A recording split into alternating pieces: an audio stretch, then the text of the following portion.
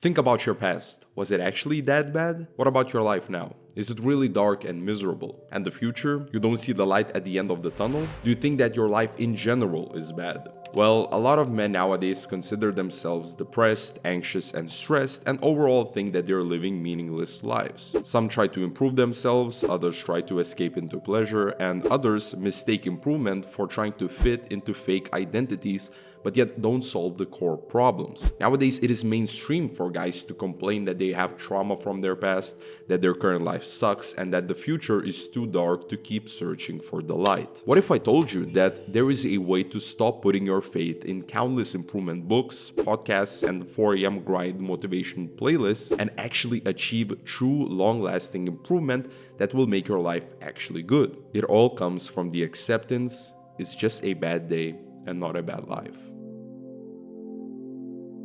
Books, movies, TV shows, video games, music, all forms of media nowadays consumed by the average man have one thing in common. It's usually about an underdog struggling to improve his life. Whether it would be Bruce Wayne climbing his way out of the hole, Jimmy McGill trying to fight his dark side of Saul Goodman, Eminem rapping about his past, James Sunderland trying to accept his wife's death and his horrible crime, or Raskolnikov's inner fight with demons and the pressured environment around him.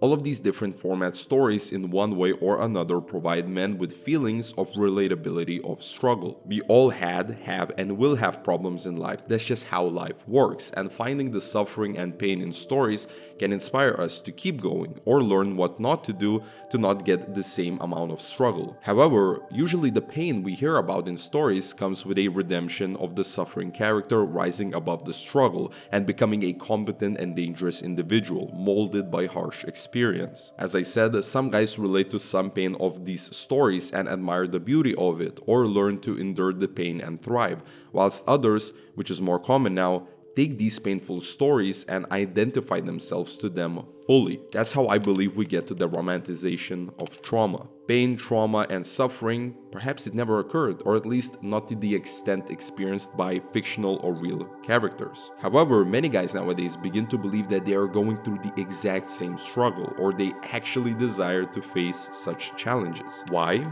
There are a couple of reasons. First, this struggle plays a role of escape. As I mentioned at the start, some men escape their problems into pleasure. In the same way, a man can choose to escape into pain because holding on to the pain or blame of the outside world makes the man ironically feel better because he's in a victim place. He believes he's not at fault and that the world around him is constantly keeping him down. Holding on to this pain could be the only thing that a man thinks he has. It's comfort, and to let go of the pain means stepping outside of the comfort zone. Second, they think if they struggled in the same way, they might get the same outcome as the character, redemption. At the start, a character could be weak and their life could be bad, but given the struggle and want to improve, by the end of the story, a character could be more powerful, skilled, and enduring. Maybe the men who romanticize the pain think that this pain is necessary to achieve the same level of growth as the characters who experienced similar pain.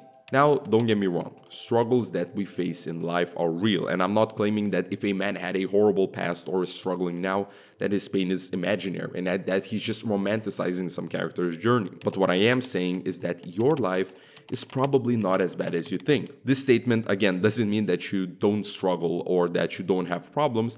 It's just that it's most likely not in the same way as bad as what you might see in those hero journey stories. We are so attached to this idea of struggle that we start to make every little detail of our lives as if we are thrown into the depths of hell and that we should feel horrible every day until maybe one day this pain will lift us to greatness. It's okay and necessary to be inspired by some struggle and to face your own life's challenges, but when you face challenges that don't exist, you're wasting your life away. Maybe holding on to your past that your parents were so horrible and that they are the reason for your suffering now is not worth it and doesn't reflect reality. Have you tried taking responsibility to fix the relationship, or did you just label them as toxic and ignore them so that you could hold on to the pain? Maybe you're working some shitty job now, but you want to have a successful career elsewhere. Well, maybe that is just life and that it takes time and effort to reach that career and you can't get anywhere instantly. So just continue to study, work on yourself, and one day you will have it. Maybe you are thinking that you are not good looking and that you're an outsider. You can't get any woman to like you. Well, Do you often leave your home to go outside and meet people? Do you take care of your physical health? Maybe, just maybe, it's a bad day and not a bad life.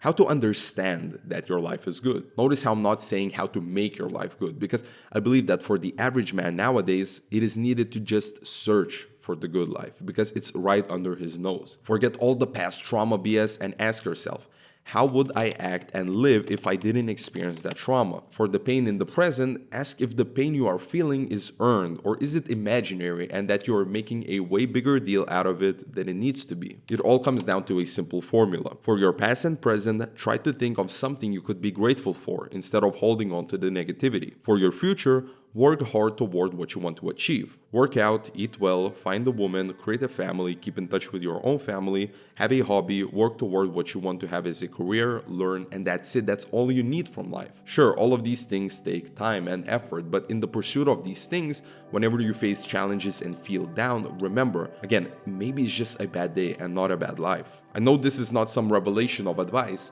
and it's just because it doesn't have to be. We're all so wrapped up in our minds that we forget that life is about living, not overthinking. Speaking of that, if you want to find specific ways how to make your life better, watch this video. Thank you for watching.